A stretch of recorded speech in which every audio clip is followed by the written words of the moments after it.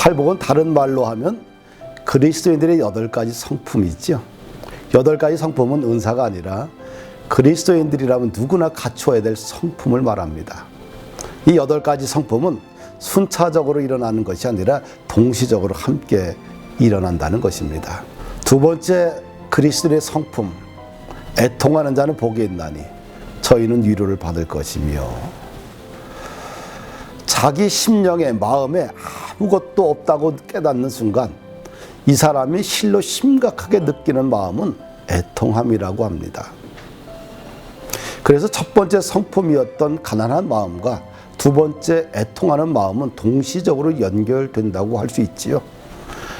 애통함의 언어적 의미는 무엇일까요? 슬프고 가슴이 아픈 것입니다. 이것이 애통함입니다. 우리는 어떨 때 슬프고 가슴이 아플까요? 고통이 있을 때, 죽음이 찾아왔을 때, 이별했을 때, 이혼했을 때, 실패했을 때 가슴이 아프고 슬프지요. 그러면 어떻게 슬픔을 극복할 수 있을 것인가? 성경은 말합니다. 고통 앞에서 우는 것입니다. 예수님은 말씀하셨습니다. 애통하는 자는 복이 있나니 고통 앞에서 참지 말고 울어야 합니다. 우는 사람이 복 있는 사람이라고 합니다. 고통의 문제를 안으로 삼키지 않고 하나님 앞에 울면 내 안에 분노와 아픔과 슬픔들이 해소되게 됩니다. 그래서 애통하는 자는 복이 있다, 이렇게 말씀하셨습니다. 성경적인 의미에서의 애통함이란 무엇일까요? 첫째는 영적인 애통함이 있습니다. 성경에서의 애통함이란 하나님과 인간 사이를 갈라놓는 죄에 대해 깊이 슬퍼하고 철저히 회개하는 마음입니다.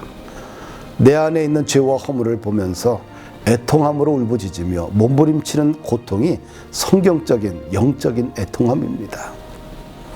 사도 바울은 자신의 내면에서 두 법이 싸우고 있는 것을 발견합니다. 바울을 애통하게 하는 두 법이 무엇일까요?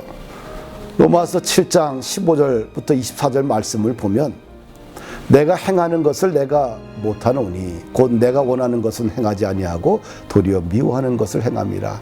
만일 내가 원하지 아니하는 그것을 행하면 내가 이로써 율법이 선한 것을 시인하노니 이제는 그것을 행하는 자가 내가 아니요 내 속에 거하는 죄니라.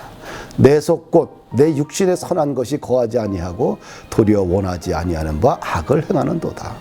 만일 내가 원하지 아니하는 그것을 하면 이를 행하는 자는 내가 아니요 내 속에 거하는 죄니라. 그러므로 내가 한 법을 깨달았노니 곧 선을 행하기 원하는 나에게 악이 함께 있는 것이로다. 내 속사람으로는 하나님의 법을 즐거워하되 내 지체 속에서 한 다른 법이 내 마음의 법과 싸워 내 지체 속에 있는 죄의 법으로 나를 사로잡는 것을 보는도다. 오라 나는 곤고한 사람이로다. 이 사망의 몸에서 누가 나를 건져내랴. 애통함이란 단순한 죄의 고백이 아니지요. 가슴을 찢으며 죄의 삭슨 사망이라는 말씀 앞에 두려움에 떨며 자신의 더럽고 추한 모습을 내려놓고 간절히 기도하며 부르짖으며 통곡하는 것입니다. 하나님의 사람들은 물질 때문에 울지 않았습니다. 그들은 하나같이 죄로 인해 하나님과 나 사이가 멀어진 것으로 인해 울었습니다. 통곡하며 절구했습니다.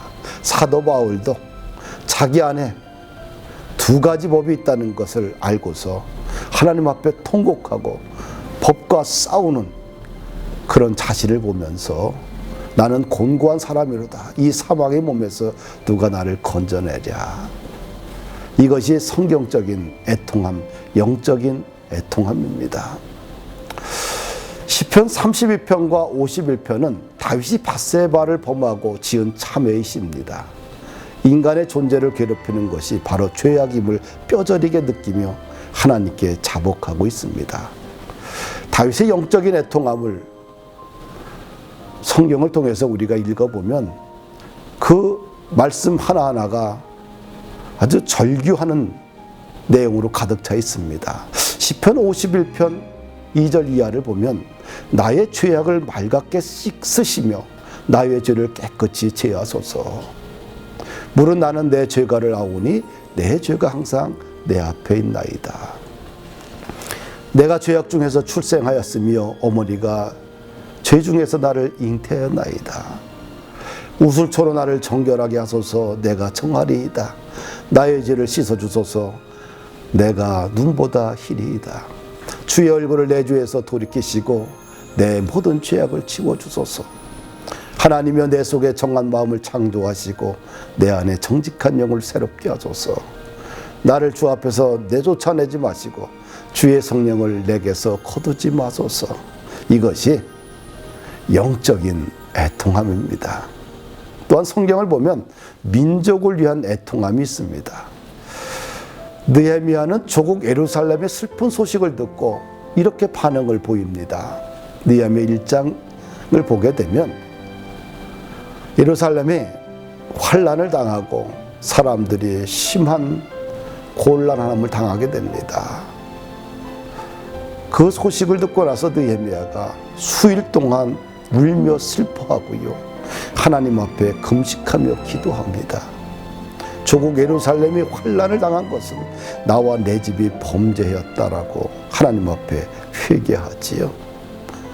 느헤미야는 예루살렘에서 태어난 사람이 아닙니다. 바벨론으로 포로로 끌려가서 거기서 태어난 포로 2세입니다. 그런데 조국 예루살렘의 슬픈 소식을 듣고 금식하며 울지요. 민족을 위한 애통함 필요합니다.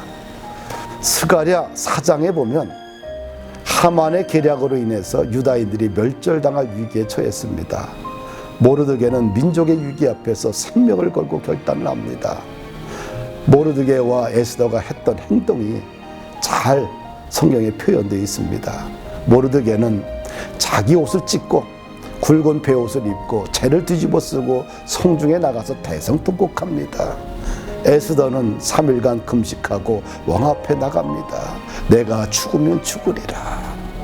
민족을 위해서 애통함으로 인하여서 유다 민족을 살리는 그런 역사가 일어났지요. 요나가 니느웨에 가서 40일 지나면 니느웨는 무너질 것이라고 전했습니다. 하나님의 심판 소리를 듣고 니느웨 사람들이 취한 행동이 무엇입니까? 니느웨 사람들이 하나님을 믿고 금식을 선포합니다. 높고 낮은 자를 막론하고 붉은 베옷을 입고 제 위에 앉아 회개를 합니다. 왕이 조서를 내립니다. 사람과 짐승, 살아있는 모든 것들은 음식도 물도 마시지 마라. 하나님께 부르짖어 기도하라. 악한 길에서 떠나라. 요나의 심판의 소리를 듣고 니느웨 사람들은 한 마음으로 민족을 위해서 울며 슬퍼했을 때에, 회개했을 때에 그 땅에 심판이 내리지 않았지요. 에레미야 선지자를 갖다가 우리는 눈물의 선지자라고 합니다. 그는 민족을 위해서 울었습니다. 조국을 향한 선지자의 애통함을 에레미야 애가 1장 1절에서 3절 말씀에 잘 기록되어 있어요.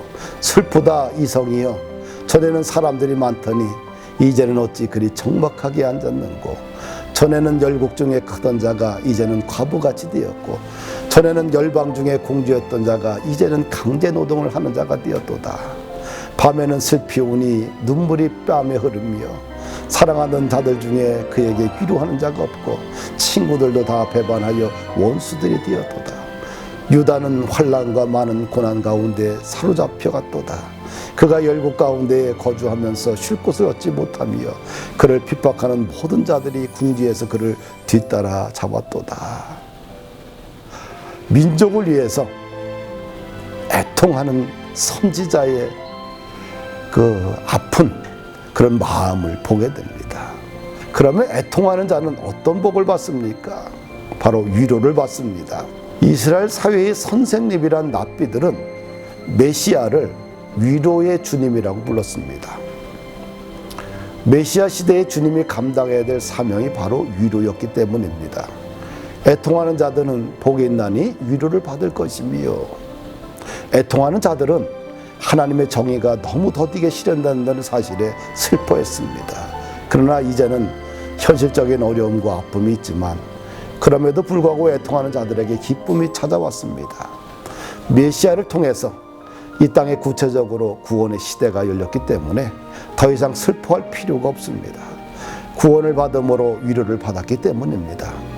하나님의 자녀가 됨으로 위로를 받았습니다. 이것보다 더 큰 위로가 어디 있겠습니까? 애통하는 자에게 복이 있습니다. 하나님부터 위로를 받습니다. 무엇보다 잘 울지 못하는 삭막한 마음을 회개하십시다. 하나님, 나에게 날마다 십자가의 사랑을 깨닫게 하시고 회개할 수 있도록 애통하는 마음을 달라고 기도하면 좋겠습니다. 두 번째, 우리가 기도할 것은 민족을 위해, 교회를 위해, 일터를 위해 애통하는 마음을 달라고 기도하십니다. 세 번째, 스데반과 예수님은 마지막 순교의 장소에서 애통하는 마음을 가지고 기도했습니다. 저들의 죄를 용서해 주시옵소서. 우리 속에 예수님의 영이 우리 속에 흘러가기를 원합니다. 감사합니다.